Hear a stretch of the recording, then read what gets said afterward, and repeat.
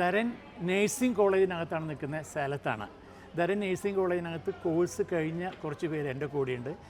ഞാൻ ബെനീറ്റ. എവിടെ ബെനീറ്റ വീട്? എവിടെ? ചാലക്കുടി. അനീറ്റ വർക്ക് ചെയ്യുന്നുണ്ടോ ഇപ്പോൾ എവിടെയെങ്കിലും?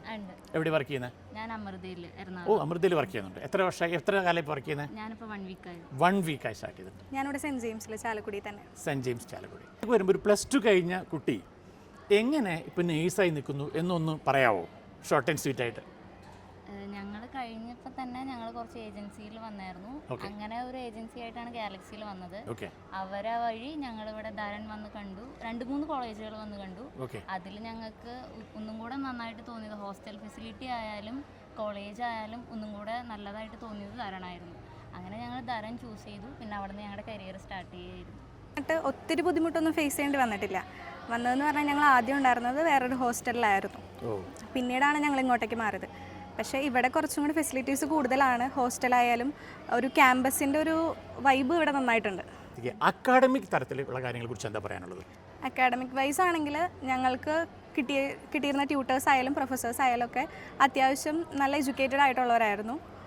ഇപ്പോൾ ഓരോ ഡിപ്പാർട്ട്മെൻറ്റ് വൈസിനായാലും സെപ്പറേറ്റ് പ്രൊഫസേഴ്സ് ആയിരുന്നു. അതിന് താഴെ ട്യൂട്ടേഴ്സ് ഉണ്ടായിരുന്നു. അത്യാവശ്യം നല്ല രീതിയിൽ അവർ ഗൈഡ് ചെയ്യുമായിരുന്നു ഞങ്ങളെ. വരുമ്പോൾ ഒരു പ്രാക്ടിക്കൽ നോളേജ് വളരെ ഇമ്പോർട്ടൻ്റ് അല്ലേ? അത്തരം സാഹചര്യങ്ങൾ ധരൻ ഒരുക്കിയിട്ടുണ്ടോ? നന്നായിട്ട് ഒരുക്കിയിട്ടുണ്ട്.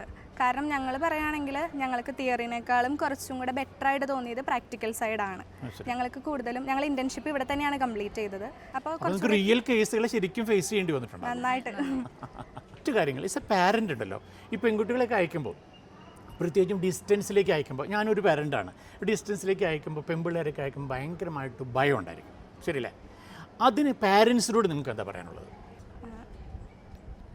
പിള്ളേർ പുറത്തു പോയി പഠിക്കണം, അത് അവർക്കൊരു പുതിയൊരു എക്സ്പീരിയൻസ് തന്നെയായിരിക്കും. നമ്മുടെ പാരൻസ് എല്ലാ കാര്യങ്ങളിലും അവർ കൂടുതൽ കൺസേൺ ആയിരിക്കും ആസ് എ ഗേൾ ചൈൽഡ്.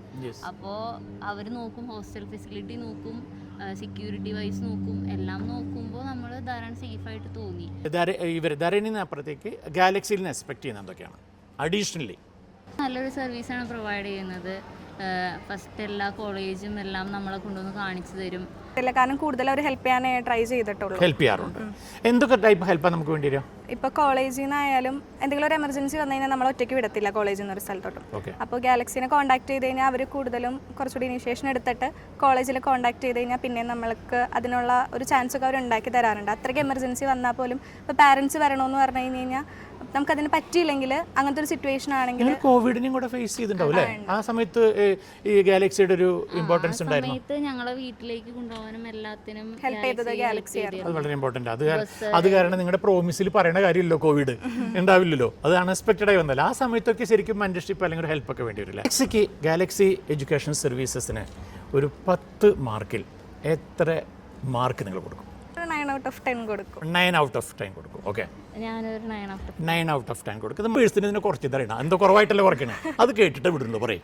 അങ്ങനെ ഇമ്പ്രൂവ് ചെയ്യാന്ന് പറഞ്ഞിട്ടല്ല, കാരണം ഞങ്ങൾ കയറിയ സമയത്തേക്കാളും കുറച്ചും കൂടെ ബെറ്റർ ആയിട്ടാണ് ഇപ്പോൾ ഗാലക്സി സർവീസ് നന്നായിട്ട് വർക്ക് ചെയ്യുന്നത്.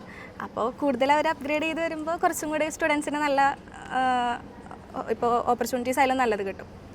പ്രൊഫഷണൽ ക്വാളിറ്റിനൊക്കെ അപ്പുറത്തേക്ക് സെൽഫ് എസ്റ്റീം നേടുക എന്നാണ് ഒരു കുട്ടിയെ സംബന്ധിച്ച്, ഒരു വിദ്യാർത്ഥിയെ സംബന്ധിച്ച് ഏറ്റവും ഇമ്പോർട്ടൻറ്റ്. അത് വളരെ ഭംഗിയായി കിട്ടിയിരുന്നു. തെളിയിക്കുന്ന 2 പേരാണ് അവസരം കിട്ടിയിരുന്നത്. അവരുമായിട്ട് സംസാരിച്ചു. Thank you so much. വീണ്ടും കാണാം. Bye, take care. എവിടെയെങ്കിലും കാണണേ, പേഷ്യൻ്റായിട്ട് നോക്കുന്ന സമയത്ത് ഒന്ന് ശ്രദ്ധിക്കണേ, അന്ന് എടുത്ത ആളാണെന്നൊക്കെ പറയണേ. Ready? Thank you very much.